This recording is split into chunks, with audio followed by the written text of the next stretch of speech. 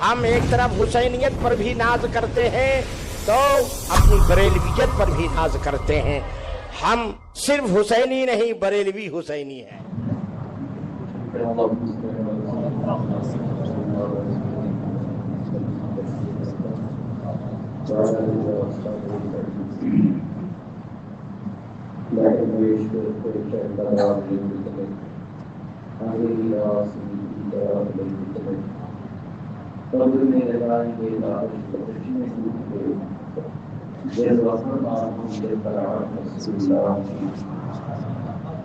تیرے غلاموں کا نقش قدم ہے راہ خدا، وہ کیا رہ سکے جو یہ سراغ لے کے چلے.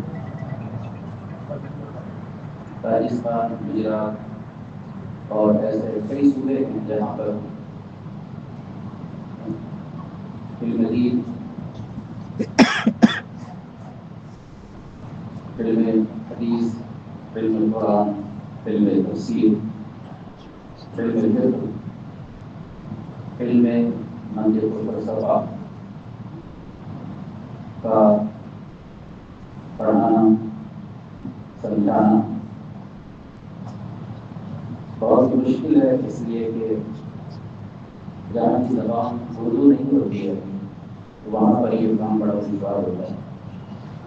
طلبا باصلاحیت ہونے کے باوجود بھی جو معافی ضمیر ہوتا ہے، وہ جو کہنا چاہتے ہیں وہ بات نہیں بیان کر پاتے.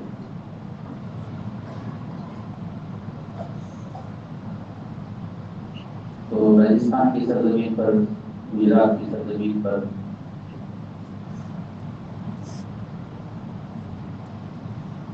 تجوید کی رعایت کے ساتھ قرآن پاک پڑھانا یہ بڑا مشکل کام ہے، چونکہ بعض علاقے ایسے ہیں کہ ان کی زبان سے حروف ادا بھی نہیں ہوتے.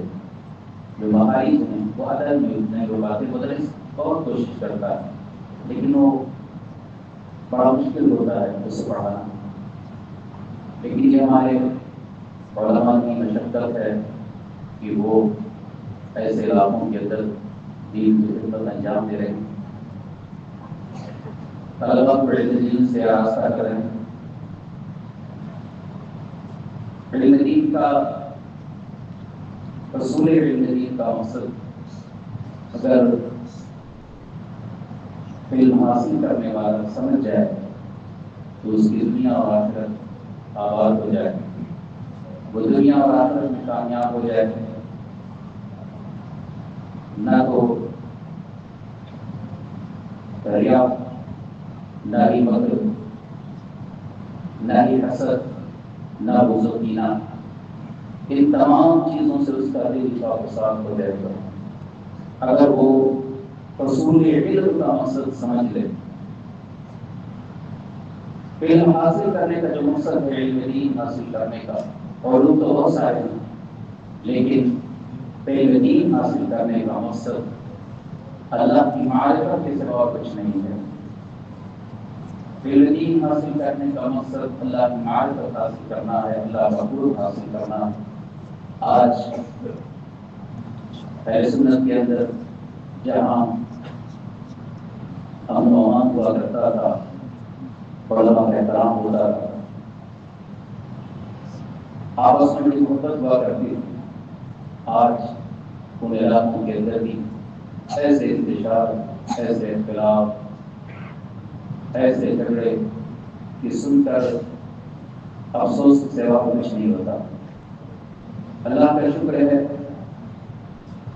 کہ مجھے یہاں پہ تقریباً 30 سال سے زائد ہو گئے.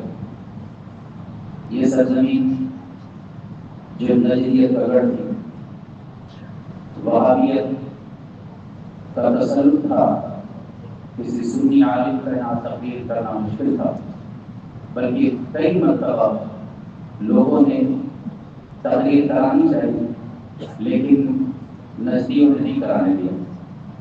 ایک مرتبہ سبحانی صاحب تقریر کرنے کے لیے یہیں قریب میں آئے تھے، مجبوراً وہ جلسہ مسجد کے اندر رکھنا پڑا.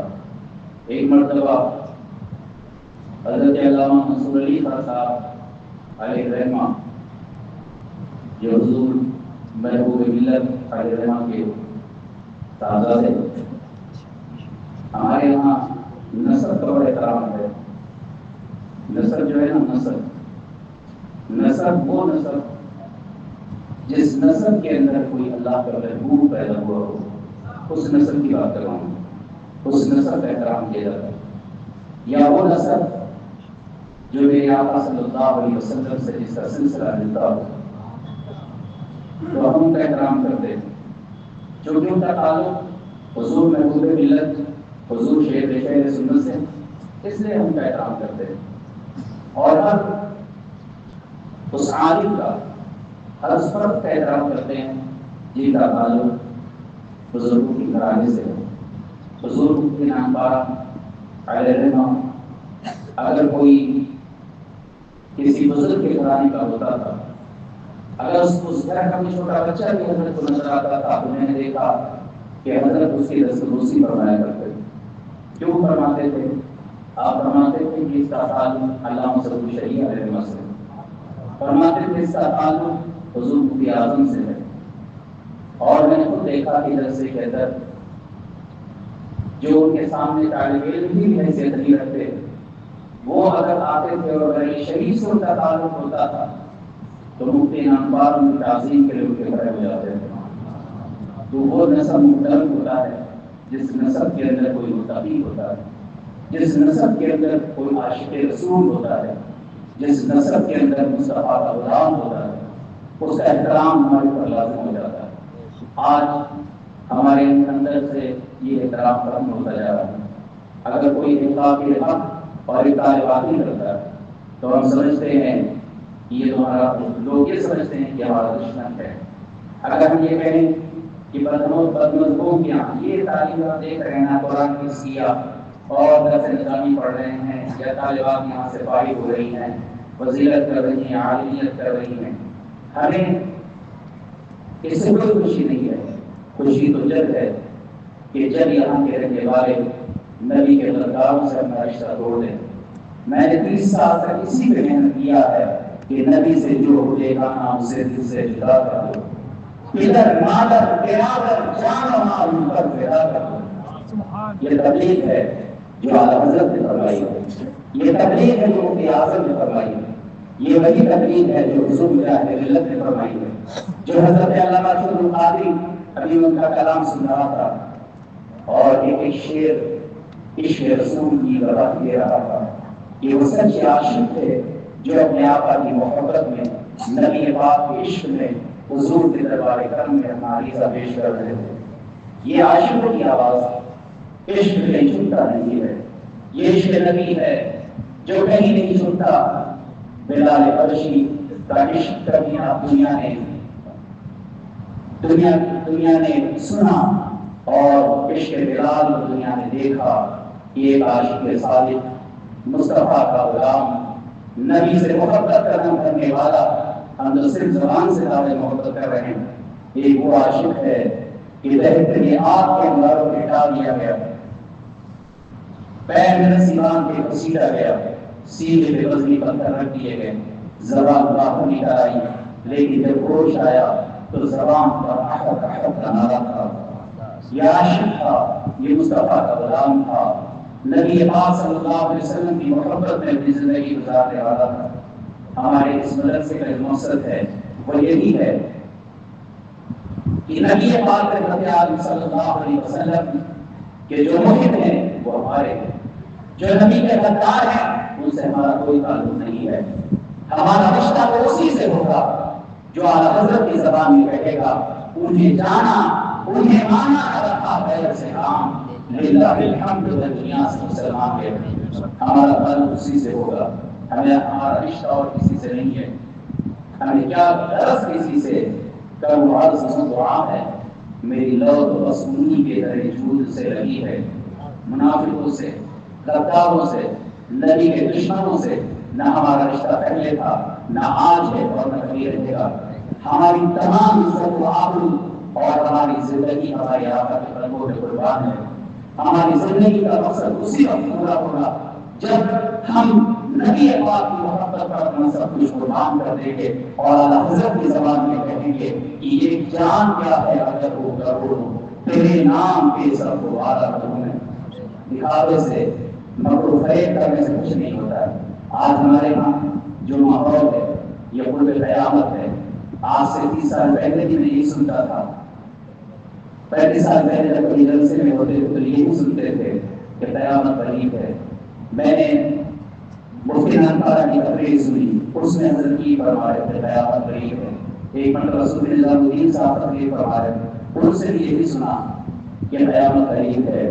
ہمارا ہر بزرگ, ہر عالم اللہ کے بندوں کو یہ درس دیتا رہا. قیامت کی یاد اس لیے یاد دلاتا رہا تاکہ ہمارے سینے اللہ کی خشیت سے مروکر رہے. وَاتَّقُوا يَوْمًا تُرْجَعُونَ فِيهِ إِلَى اللَّهِ ثُمَّ تُوَفَّىٰ كُلُّ نَفْسٍ مَا كَسَبَتْ وَهُمْ لَا يُظْلَمُونَ. اس دن کی یاد دلاتے رہے جس دن ہر شخص کو اللہ کے دربار میں حاضر ہونا. اللہ فرما رہا ہے ڈرو اس دن سے جس دن تم اللہ کے دربار میں پیش کیے جاؤ. اللہ کے دربار میں تمہاری پیشی ہوگی. تمہارا مکر و فریب نہیں چلے گا, تمہارے دکھاوے نہیں چلیں گے. بڑے بڑے جبہ دستار والے ان کے سر خشیت الہی کے سبب جھکے ہوئے ہوں گے. ہر شخص کی زبان سے نعرے لگا دیے جائیں گے. پرہیزگار متقی جسے ہم سمجھتے اور جانتے ہیں, یا کوئی اپنے آپ کو یا ہم سمجھے یا کوئی دوسرا سمجھے, قیامت کے میدان میں خشیت الہی کے سبب رسنا اور ضابطہ ہوگا اور اس امید پر ہوگا کہ آج میرے رب کا کرم مجھ پہ ہو جائے. میرا مولا میری زندگی میں دنوں کو خوش دے, میری خطاؤں کو معاف فرما دے. آج سہارا ہے تو مصطفیٰ جان رحمت کا سہارا ہے. میرے آقا بھی ہمیں سہارا دیں گے. اللہ کے رسول صلی اللہ علیہ وسلم کی شفاعت آج ہمارے کام آئی. اس دن انسان کی زبان بند کر دی جائے گی. وَتُكَلِّمُنَا أَيْدِيهِمْ وَتَشْهَدُ أَرْجُلُهُمْ. جس دن زبان پہ تالے لگائے جائیں گے, وَتُكَلِّمُنَا أَيْدِيهِمْ تمہارے ہاتھ بولیں گے, وَتَشْهَدُ أَرْجُلُهُمْ تمہارے پیر تمہارے لیے کی گواہی دیں. وہاں کون مدد کرے گا, وہاں کون فریب کرے گا. آج یہاں تم جھوٹ بول سکتے ہو. وہ طلاق دے کے آگے پوچھتا ہے مجھ سے ساتھ مسئلہ, کہتا ہے کہ میں نے طلاق دیا تھا, مجھے یاد ہی نہیں ہے ایک دیا تھا تو دیا تھا. وہ جھوٹ بولتا ہے, واقعی مخلوق فریب کرتا ہے, طلاق دینے کے بعد انکار کرتا ہے. لیکن اس دربار میں نہ کوئی مکر چلے گا, نہ کوئی فریب چلے گا, نہ کوئی جھوٹ چلے گا. یہاں کچھ بھی کر لیں, یہاں کوئی کچھ بھی کر لے, لیکن وہاں تو صرف صداقت ہی چلے گی, وہاں تو سچائی ہی کام آئے گی. اس لیے ہمیں یہ چاہیے کہ ہم اللہ اور اس کے حقوق کے حکم پر قائم رہیں اور اعلیٰ حضرت کے مسلک کو مشرق پہ قائم رہیں. یہی ہماری کامیابی اور کسی بھی ہماری نجات ہے. تیرے غلاموں کا نشے قدم پہ راغب ہوگا وہ کیا کہہ سکے جو یہ سراغ لے کے چلے. منافقوں سے اللہ نے محفوظ رکھے. منافقت اور صلح کلیت اس وقت کی بہت بڑی بات ہے. اس وقت کی سب سے بڑی بات جو ہے اس کو صلح کلیت ہے. صلح کلیت جو ایک قیمت کی طرح آج اہل سنت کے اندر پھیلی ہوئی ہے. کوئی کسی وہابی کا شادی کرتا ہے, یہ بوٹی نوچنے کے وہاں پہنچ جاتا ہے, یہ نہیں دیکھتا ہے کہ یہ نبی کا غدار ہے اور غدار ہے. کسی مومن کا رشتہ کسی غدار نبی سے, کسی منافقہ سے ہو ہی نہیں سکتا, کسی مشرکہ سے نہیں ہو سکتا. قرآن پاک میں اللہ تعالیٰ نے ارشاد فرمایا یہ مومن کا رشتہ مومن سے نہیں ہوگا, کسی مشرک سے نہیں ہوگا, کسی بے دین سے نہیں ہو سکتا. یہ کیسے نبی کا کی محبت قدم کرنے والے ہیں. وہ بڑی نماز کی بات کرے گا تو لگتا ہے کہ اس سے زیادہ بڑی نماز کا چاہنے والا کوئی نہیں ہے, اور وہ کہتا ہے کہ نہیں میں تو وہاں بھی لاؤں گا, وہاں بھی لڑکی لاؤں گا اور اس کو لا کے سنی بنا لوں گا. ایک گاؤں کا واقعہ میں نے سنا کہ ایک ہی کوئی شیطان خبیث آدمی اس گاؤں کے اندر رشتہ ہو کے آئی اور پورے گاؤں کو اس نے نزدیک بنا دیا. پورے گاؤں, پورا گاؤں بڑا ہو گیا. وہ کہتے ہیں ہم سنی بنا دیں گے. جب اس کے یہاں رشتہ ہوگا تو کیا تیرا بیٹا اس کے گھر نہیں جائے گا؟ کیا تو اس کے یہاں نہیں جائے گا؟ کیا تو اس کے جنازے میں شریک ہوگا؟ کیا اس کے رشتے داروں کے نہیں جائے گا؟ تیرا ایمان کیا کرتا ہے؟ بہر تجھے شرم نہیں آتی, تجھے حیرت نہیں آتی کہ اس سے رشتے کرتا ہے جو نبی کا غدار ہے, جو نبی کا دشمن ہے. ہمارا رشتہ اس سے ہو ہی نہیں سکتا. ہمارا رشتہ اس سے ہوگا جو مصطفیٰ کا وفادار ہو. نبی کریم صلی اللہ علیہ وسلم کی محبت محبت رشتے اور آپ کا عشق جان ایمان ہے، روح ایمان ہے. جس کے دل میں مصطفیٰ کا عشق نہ ہو، نبی پاک کی محبت نہ ہو، جو غدار نبی ہے، اس سے ہمارا رشتہ کیسے ہو سکتا ہے؟ رشتے کر رہے ہیں وہابیوں کے رشتے ہو رہے ہیں. یہ صلح کلی عادت کہتے ہیں تاریخ شریعہ کا مرید ہے. تو کیسا تاریخ شریعہ کا مرید ہے کہ تاریخ شریعہ کا مرید بھی ہے اور بیٹی کے ہاتھ رشتے داری نہیں کرتا ہے، بیٹیوں کے ساتھ جا کے دعوت نہیں کھاتا ہے، ان کی محفلوں میں شریک ہوتا ہے. اس مدرسے کا، اس مسجد کا اور تمام مساجد اہل سنت کا جو مقصد ہے اور تمام علماء اہل سنت کی زندگی کا مقصد یہی ہے کہ نبی سے جو ہو کے گانا اسے دل سے جدا کر دو، پدر مادر جدا کر جان مال اوپر جدا کر دو. اگر ہم نے اپنی ذمہ داری کو نہیں نبھایا تو یہ ٹوپی یہ پگڑی کسی کام کی نہیں ہے، یہ جبہ دستار کسی کام کا نہیں ہے، ہم کسی کام کے نہیں ہیں. اعلیٰ حضرت کے مشن سے محبت کرتے ہیں.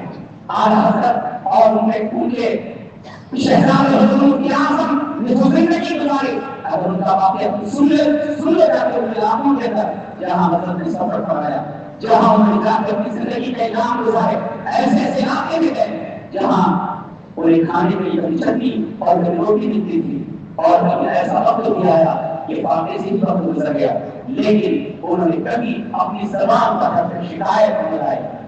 اے لوگوں، ایمان کے قائل ہوں میں 30 سالوں سے یہ تبدیلی ہو گیا، لیکن یہ ظالم نبی کے غدار، یہ صلح کلی، یہ گستاخ نبی سے رشتے جوڑنے والے دونوں کا حکم ایک ہی ہے. حضرت مولانا نے دشمن کی 3 قسمیں بیان کی. ایک اپنا دشمن ہوتا ہے، ایک دشمن کا، ایک اپنے دوست کا دشمن ہوتا ہے، اور ایک دشمن کا دوست ہوتا ہے. یہ 3 قسمیں ہیں دشمنوں کی. وہ کیسے تمہارا ہو سکتا ہے؟ تم کیسے نبی کے وفادار کا دعویٰ کرتے ہو جب تم غدار نبی سے رشتے جوڑتے ہو، جب رشتہ کرنے والوں سے دوستی کرتے ہو، ان کے ساتھ تمہارا کھانا پینا ہے. بے غیرت لوگوں، بے شرم لوگوں، اپنی بے غیرتی کا علاج کرو. یہ مدرسہ، یہ مسجد انشاءاللہ میں جب تک زندہ ہوں، یہ حضور امام اہل سنت اعلیٰ حضرت کے مشرق و مشرق اور آپ کے مشن میں قائم ہے اور انشاءاللہ قائم رہے گا. کسی غدار نبی، کسی گستاخ رسول کا اس میں نہ کوئی دخل ہوا ہے اور نہ کہیں کوئی اس میں دخل کر سکے گا. اس کی کمیٹی، اس کے ذمہ دار وہی ہوں گے جو مصطفیٰ کے سچے وفادار ہوں گے، جو نبی کے سچے عاشق ہوں گے. ورنہ ان کو دودھ سے جس طرح مکھی کو نکال کے پھینکا جاتا ہے، اسی طرح ان کو نکال کے پھینک دیا جائے گا. یہاں نہ کسی کی چلی ہے اور نہ کسی کی چلے گی. لوگ سوچتے ہوں کہ ہمارے پاس کوئی لشکر و فوج تو نہیں ہے، لیکن تمہیں کیا پتا ہے کہ جس در سے میرا واسطہ ہے، کیا ہے جس پہ حمایت کا ہو پنجا میرا،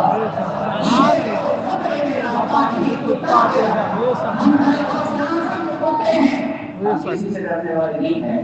نہ پہلے کبھی اس زمانے میں کوئی تھا نہیں، اس وقت کوئی ساتھ دینے والا نہیں تھا. اس زمانے میں بھی ہم مسئلے کے حق میں قائل ہوتے، اور آج تو ایک بڑی جماعت ہے نبی کے وفاداروں کی. اسی میں عاشق بھی ہیں اور اسی میں سلحانی بھی ہیں، شیطان بھی ہیں، غدار بھی ہیں. اس لیے میں تم سے کہہ رہا ہوں، اگر تم حضور تاریخ شریعہ اور اعلیٰ حضرت حضور مفتی اعظم اور حضور سلطان بھائی نواز سے محبت کرتے ہو تو تم ان ظالموں صلح کلیوں سے بھی رشتے توڑ دو، مسئلہ کے بعد حق پہ ثابت قدم رہو. اور میں نے ایک موضوع پہ کیا مفتی صاحب کو، ایک موضوع، یہ موضوع ہے کہ اس وقت کی ضرورت کیا ہے. ایمان اصل ہے، ایمان کے بعد اعمال ہے. ایمان سے پہلے کچھ نہیں ہے. ایمان ہے اس کے بعد عمل ہوگا. ایمان نہیں ہے تو عمل کس کام کا ہے؟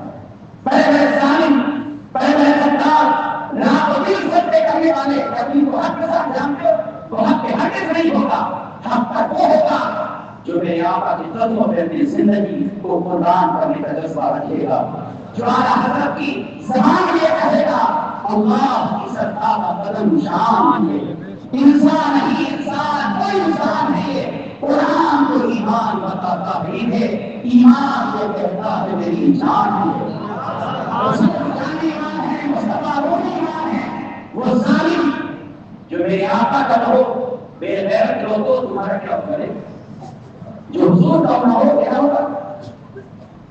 اسے اپنا جانتا ہے، اپنا سمجھتا ہے. جو مصطفیٰ کا وفادار ہو، جو نبی کا غدار ہو، کوئی کہتا ہے کہ آپ کو فلاں کی گالی دے رہا تھا، میں نے کہا یہ بڑی خوشی کی بات ہے، اس لیے دے رہا ہے کہ میں اپنے آقا سے محبت کرتا ہوں، اس لیے گالی دیتا ہے کہ میں نبی کے خطاؤں کا رد کرتا ہوں، اس بات پر مجھے خوشی ہے کہ اگر کوئی مجھے برا کہے تو میں خوش ہوتا ہوں۔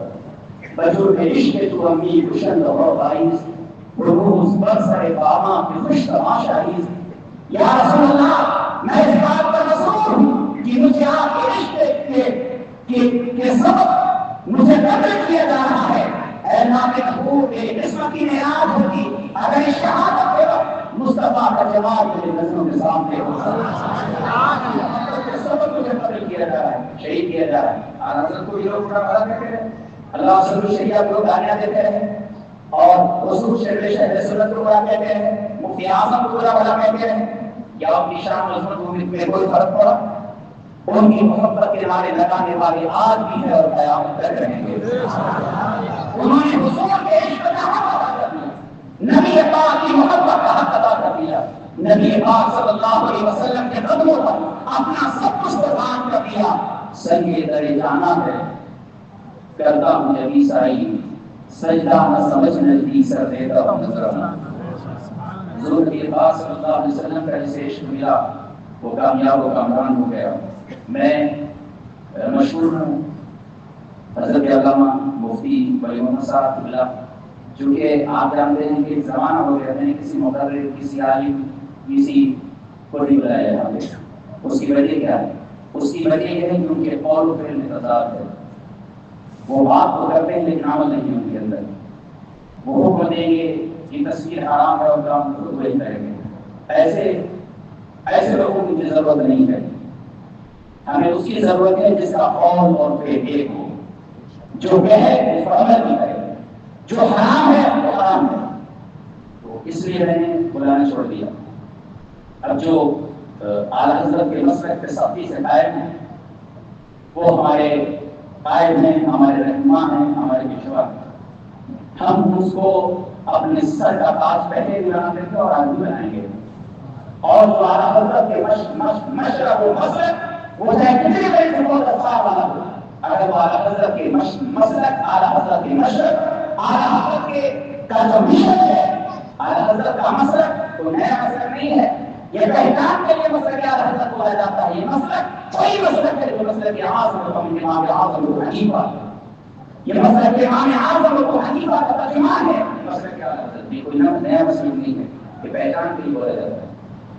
تو جو اعلیٰ حضرت کے مشن میں قائم ہے ہم اس سے محبت کرتے ہیں، ہم اس کو اپنی مسجد میں بلائیں گے، اپنے جلسوں میں بلائیں گے، اپنی محفلوں میں بلائیں گے، اور جو اس پر قائم نہیں رہے گا ہمارا اس سے کوئی واسطہ نہیں ہے۔ وہ اتنی بڑا کچھ بھی رہے ہم کو کیا مطلب بنتا ہے وہ بنے، خود اپنی زبان سے کچھ کہتا ہے اور شخص کو پتا ہے کہ میں کیا ہوں، من آدمی کی مقدار ہوں۔ تو ہمارے یہاں سے طلبا کی ایک جماعت فارغ ہوئی ہے، اس میں حفظ میں اس سال 5 طلبا نے حفظ قرآن مکمل کیا ہے اور 6 طالب علم ہیں جنہوں نے ایک نشست میں پورا قرآن پاک سنایا۔ تو تعلیم کا سلسلہ جاری ہے اور مکتب کے اندر چونکہ ہمارے یہاں کی بات نہیں ہے، کوئی بھی مکتب ہو، اکثر جگہوں پر مکتب کی تعلیم ہمارے یہاں بڑی کمزور ہوتی ہے، اس لیے مکتب کی تعلیم پر خاص توجہ کی گئی اور مکتب میں بھی اللہ کا شکر ہے کہ جس طرح حافظ قرآن پاک پڑھتا ہے اسی طرح اب یہاں مکتب کے فارغ طلبا قرآن پاک پڑھ رہے ہیں۔ میں نے کئی طلبا سے قرآن پاک سنا ہے، کچھ کا ابھی ان کی اصلاح کی ضرورت ہے اور کچھ طالب علم ہیں جو بھی تجوید بالحد قرآن پاک پڑھتے ہیں۔ تو یہ کوشش ہے، لیکن ہمارا جو اصلی مقصد ہے مدرسے کے ساتھ، یہ مدرسہ، یہ درسگاہیں، یہ تعلیم گاہیں، ان کا جو مقصد ہے وہ یہی ہے کہ ہم اپنے ایمان پر سختی سے قائم رہیں، اپنے عقیدے پر سختی سے قائم رہیں، جب تو ہم اپنے مشن میں کامیاب ہوں گے، ورنہ ہمارے اس مدرسے کا اور درسگاہوں کا کیا فائدہ ہوگا۔ جس طرح سے آج ماحول چل رہا ہے، میں کیا نام اس کو کیا کروں؟